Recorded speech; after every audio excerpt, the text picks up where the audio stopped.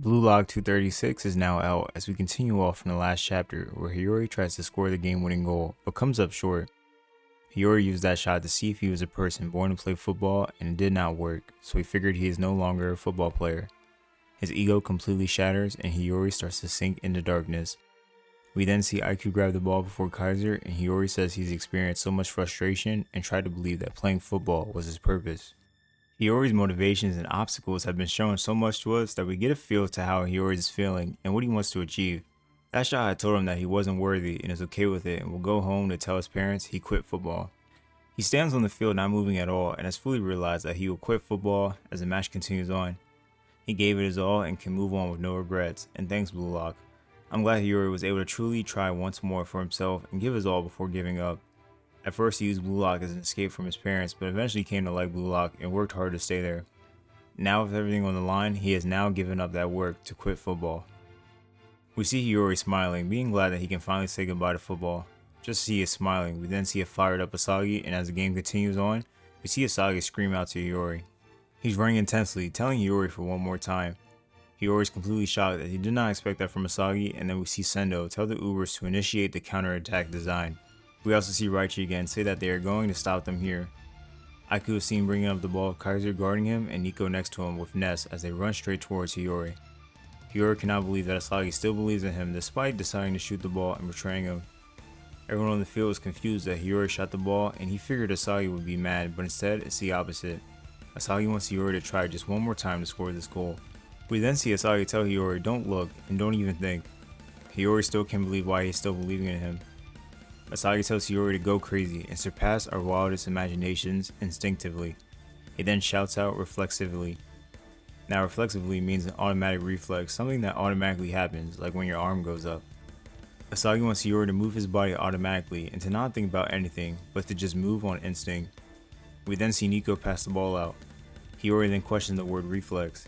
He remembers back to the third selection when he gave Isagi the same advice that allowed him to score on Ren and Shido with reflex instead of thinking. Even though Hiori understands that he still can't grasp why he's saying that now of all times, and just what does that mean, Hiori still doesn't get it all, and he asks himself why every single time. He now realizes again that he wants to meet Asagi's expectations of him to help him become the best player in the world. He thinks back to his parents telling him to always aim for number one and that he was always amazing. If he couldn't become the best player in the world, then his parents would divorce and he hated those expectations set on him.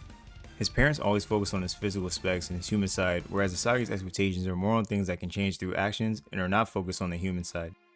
We see the imagery shown here from Hiori as he has zombies all around him as he sinks in darkness, and then we also see broken glass indicating vulnerability that was shown from Hiori.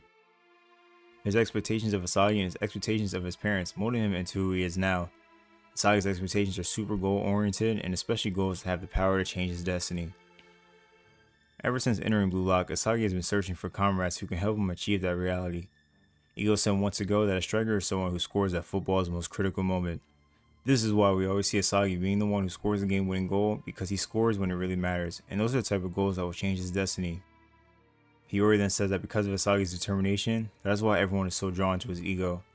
We see Lorenzo kick the ball out to Baro as he's being guarded by Yukimiya, and then Raichi also tags along to trap him. Baro is frustrated and tells him to not get in his way. To not get devoured by Isagi, his opponents have to evolve at an explosive rate. This is why players like Baro got so much better due to having a rival like Isagi, whose ego challenges you and forces to submit to him if you do not evolve yourself. We have seen this plenty of times in Blue Lock, and Isagi has truly paved the way. Baro goes on for the shot, being guarded by Yukimiya and Raichi, but it is stopped by Kunigami, who we haven't seen in a little while.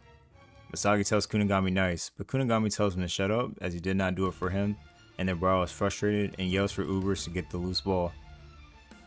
We then go back to Hiori, who just had thought he could finally move on. He thought he could finally go home and play video games and was ready to quit football. We see Gagamaru save the ball and Raichi tells him nice. Gagamaru then throws the ball off and tells him to finish them off already, egoist. Hiori knew that Blue Lock was already twisted, and as Gagamaru launches the ball, Hiori says that pass won't cut it. The pass he saw won't lead to a goal, and then we see Isagi and Hiori in a panel, and for the last time now, he will share the crazy twisted ego of Isagi's to help him score a goal. What did we think of this chapter? I'm really surprised that I thought the game would end here, but it will probably end in the next two chapters as we get to see them run the ball down and then one more chapter to seal the deal hopefully. This game is almost the same length as Manshine match, but had a different style of pace as it focused more on storytelling and narration rather than the game. We have seen this game really focus on Hiori a lot, and now it's starting to seem watered down as they keep showing flashbacks of Hiori's parents saying the same thing. I'm all for Hiori believing in himself and letting go of his parents' expectations, but he can only do so much.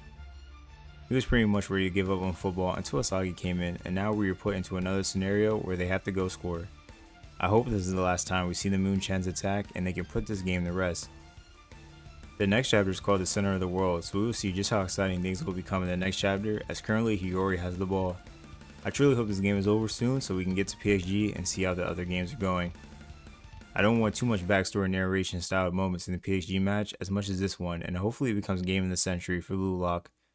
Well, I thank you guys for watching the video. Please like, comment, subscribe, and I'll be back in the next one. Peace.